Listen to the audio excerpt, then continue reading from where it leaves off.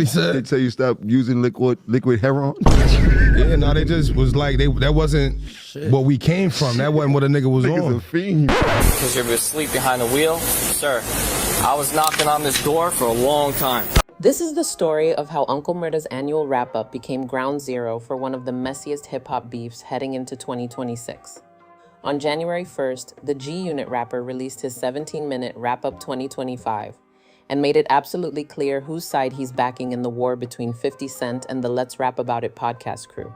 If you've been following this situation, you already know things have been heating up for weeks. Uncle Murda went beyond simple commentary though, literally offering to jump on a diss track with 50. And the way he broke down exactly what happened left nothing to the imagination.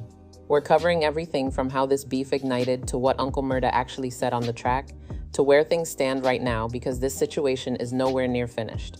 Before we get to Uncle Murda's wrap-up, understanding how we even arrived at this moment matters. None of this came out of nowhere. Everything traces back to 50 Cent's Netflix documentary, Sean Combs' The Reckoning. 50 has positioned himself as one of the most vocal figures when it comes to the Diddy situation, and this documentary represented his deep dive into everything surrounding that story.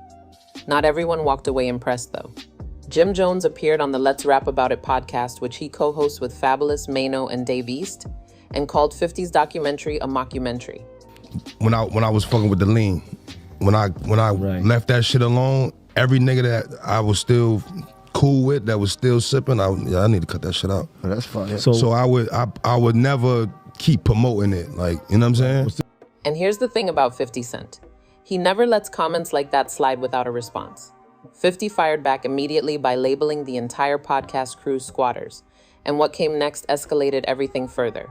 He leaked audio allegedly recorded from Jim Jones's landlord, claiming Jones owed back rent on the studio space where they film, somewhere around $200,000, according to that leaked conversation.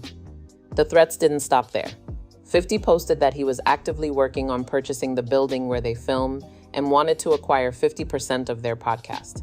Whether that represents an actual business strategy or just 50 being petty in the most 50 Cent way imaginable, the escalation was undeniable. The podcast crew faced a decision at that point. They could ignore 50 and hope the whole thing blows over, or they could fire back directly. Christmas Day 2025 brought their answer when Fabolous, Jim Jones, Mano, and Dave East dropped what they titled the Squatters' Rights Freestyle, using 50's own insult as the name, which sends a message all by itself. All four went at 50 on the track, but most accounts point to Fabolous delivering the standout verse with bars like, "You know I got power, your shorty got hot showered," and "Catch her trying to leave like Tasha shot Lala," referencing 50's hit television series while bringing up his ex Daphne Joy to make things personal. Did somebody tell you, yo, bro, you need to do better. You need to stop. You need to a few homies wasn't being a drug addict. They tell wasn't for that. You know what I'm saying? A few of my homies wasn't for that. What he said? They tell you stop using liquid heroin. The squatter claims got addressed directly too when Fab rapped, "Dudes can't move us, but nah, we not squatters." What makes this interesting is how people in hip-hop circles acknowledge that Fab came with genuinely slick bars. Even Uncle Murda admitted on his wrap-up that Fabolus's verse hit hard. He still sided with 50 anyway, and that's when everyone started asking the obvious question about how 50 Cent planned to respond. 2 days after the Squatters' Rights freestyle dropped, 50 Cent posted on Instagram, but it wasn't a diss track or even a direct response. What appeared instead was a cryptic message that read, "Let's toast to success, health, and prosperity. I'm planning my new year. When I'm done, I'll come out to play. You know everyone who plays with me wishes they didn't in the end." Classic 50 right there. No names mentioned, no direct acknowledgement of the freestyle, but that last line about everyone who plays with him wishing they hadn't carries about as much threat as you can pack into a sentence without naming anybody specific. Fabolous posted "Back on my bullshit" on his Instagram the very next day, and fans immediately interpreted that as a signal he was ready to keep this going. Yeah, no, they just was like, that wasn't what we came from. That wasn't what a nigga was Nigga's on. a fiend. Wait, This nigga shooting it. wait, East Man, was on shooting heroin? What the fuck? What happened? When did that happen? Yo, I thought it was a serious moment. That's what I thought. That's when Wack 100, the music manager, jumped into the conversation publicly and called for G-Unit to respond as a group. His exact words were, "The G-Unit gotta respond. G-Unit has to respond. 50, Tony Yayo, Murda." They come out as a unified front. It would be good for hip-hop, great for New York. It'll wake New York up. Outside voices calling for an all-out lyrical war created the perfect backdrop for what came next, which was Uncle Murda dropping his wrap-up. For anyone unfamiliar with the tradition, Uncle Murda has been releasing these wrap-up tracks since 2014, which means over 10 years of delivering unfiltered commentary on the biggest moments and controversies in hip-hop every single year. Critics have labeled it hip-hop's unofficial year-end roast, and that description fits pretty accurately. These tracks typically clock in between 14 and 17 minutes, with Murda going at everyone without holding back. He's admitted in interviews that the wrap-up costs him relationships, saying, "The people that I usually mention, they don't usually call me, they just stop talking to me, and they just don't work with me no more. I noticed that a lot of my relationships change at the top of the year." He keeps doing it anyway. This year put the 50 Cent versus Podcast Crew beef front and center. Here's exactly what Uncle Murda said in the wrap-up 2025. 50 versus the whole podcast, let's rap about it. We called some dudes squatters and Maynard. Maynard put a curly hair picture of 50 up. Then Jim Jones laying low called 50 up. What I thought, I was trying to tell you some real shit. I thought, right, I was with you. I don't know where that went. You was venting, and I heard different music. Now I was on the H, I don't know. That was crazy. No, seriously, let's bring it back. He was on the Brown. Right, that was wild. Oh, he had a lot to say. He couldn't wait to vent. He was telling 50 how the dude Jim Jones on Rent. Oh, they recorded that shit. Y'all heard him saying, they put Jimmy in a tight spot. He was forced to pant. Then they put a freestyle out, all four of them. And then came the lines everyone noticed. Fab shit was slick, but right now 50 ignoring him. If he do respond, I might be on that song with him. Tell an engineer to punch me in when he done recording him. Breaking that down reveals several things at once. Uncle Murda acknowledged that Fabolous came with slick bars on the Squatters' Rights freestyle, not denying that Fab can rap. He also confirmed that 50 is currently ignoring the whole situation.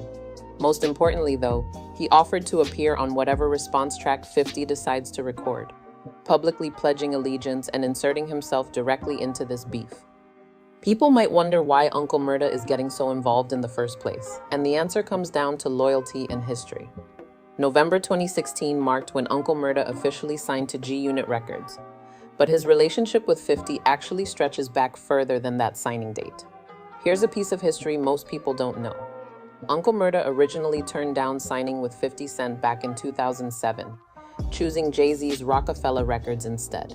He ended up with G-Unit eventually, though, and since joining the roster, he's remained a loyal member of that camp, touring with 50 Cent and becoming part of the inner circle. Beef popping off means it makes sense for him to side with his label boss. Another layer exists here worth mentioning. Uncle Murda and Tony Yayo, the longtime G-Unit member, just announced they're launching a new podcast together called The Real Report on the Volume Network. The G-Unit collective is tightening up right now. No, that was crazy. I said liquid, like they call. But he wasn't on. Okay, he was on lean liquid heroin. Okay, got it. But it's the expensive heroin. Understood, 100%. But listen, it's for the youth, man. Which makes WAC 100's call for a unified response seem even more plausible than it might have otherwise. What makes this beef even more complicated is the history between Fabolous and 50 Cent that stretches back years and swings in both directions. October 2009 brought a public statement from Fabolous claiming that 50 Cent was one of the reasons New York hip-hop became so isolated, which carries serious weight as an accusation. He was essentially pointing the finger at 50 for damaging New York's position during a time when Southern rap dominated everything.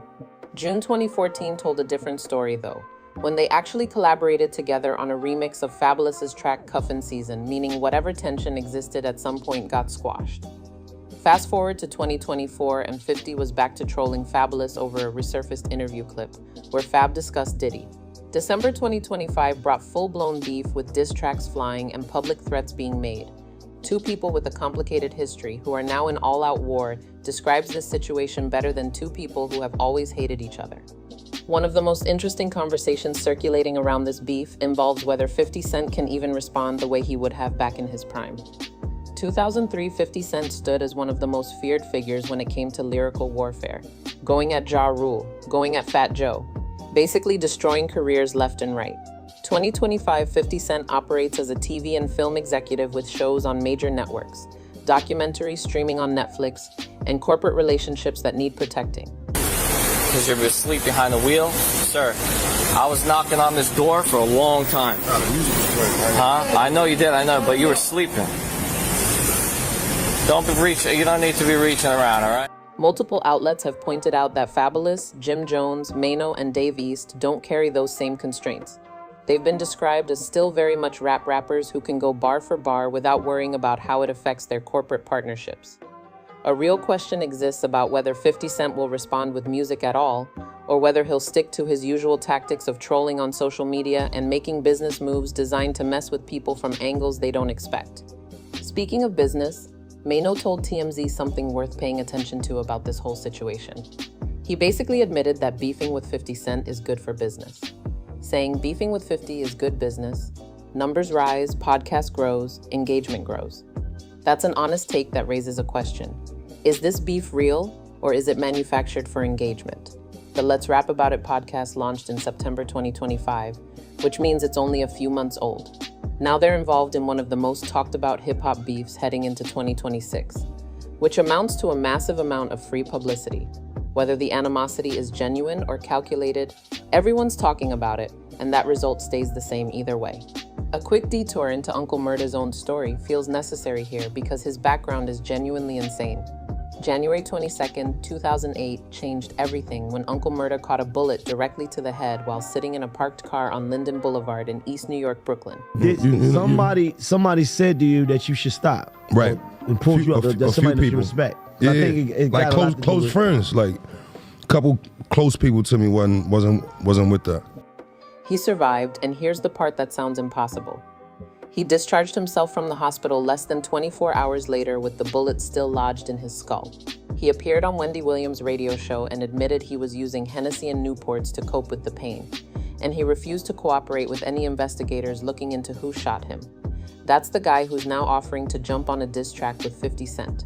Whatever you think about this beef, Uncle Murda is not someone who talks just for the sake of talking. He's been through situations that would have ended most people. The current state of this beef breaks down like this. 50 Cent has not released a diss track responding to the squatters' rights freestyle. Cryptic warnings on social media suggest something might be coming, but no direct moves have materialized yet.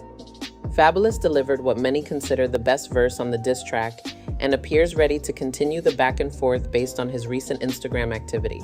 Uncle Murda has publicly sided with 50 and offered to appear on any response, while he and Tony Yayo prepare to launch their podcast and position G-Unit's media presence even stronger than before. WAC 100 continues calling for a unified G-Unit response, which would mean 50 Yayo and Murda all appearing on one track together. The question everyone keeps asking centers on whether 50 will actually respond with music, or stick to his trolling tactics and business maneuvers like trying to buy the podcast building.